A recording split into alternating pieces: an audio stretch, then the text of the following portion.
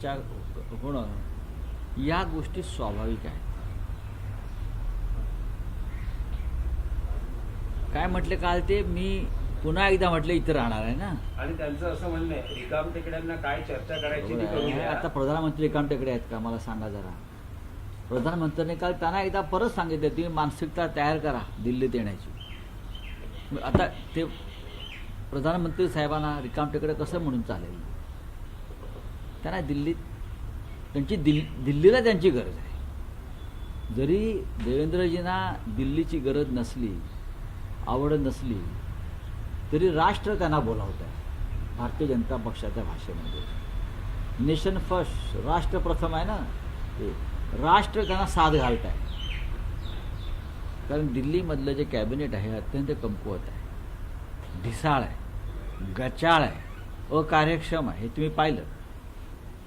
आणि प्रधानमंत्री वारंवार आता ज्या काही गोष्टी करू इच्छित आहेत जंतर मंतरच्या प्रकरणानंतर त्यांना एक उत्तम कॅबिनेट बनवायचं आहे आणि त्यासाठी त्यांना देवेंद्र फडणवीस यांची आवश्यकता आहे असं ते सांगतात.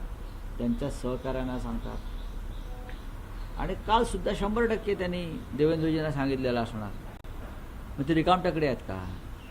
देवेंद्रजी हळूहळू इकडलं काम आवरतील आणि दिल्लीत जातील. आवरावर करावी लागते ना घर जेव्हा आपण बदलतो.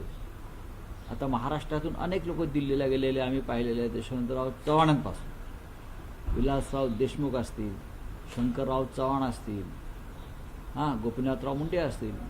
मग मूळ घर आवरावं लागतं, त्याला थोडा वेळ घ्यावा लागतो, स्थिरसावर करावं लागतं, आपापल्या माणसांची व्यवस्था करावी लागते, कुटुंबाची व्यवस्था करावी लागते.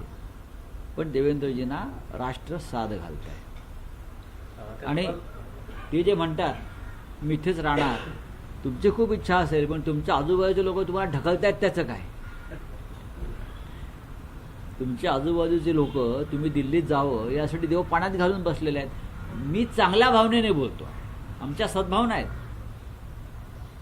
आमच्या त्यांच्याविषयी सद्भावना आहेत की महाराष्ट्रातल्या नेत्यानं राष्ट्राचं नेतृत्व करावं हे आमच्या सद्भावना आहेत. पण जे तुमच्याबरोबर आहेत ते त्यांच्या सद्भावना नाहीत. ते कधी एकदा दिल्लीत जात आहेत आणि कधी एकदा आम्ही बसतो आहे.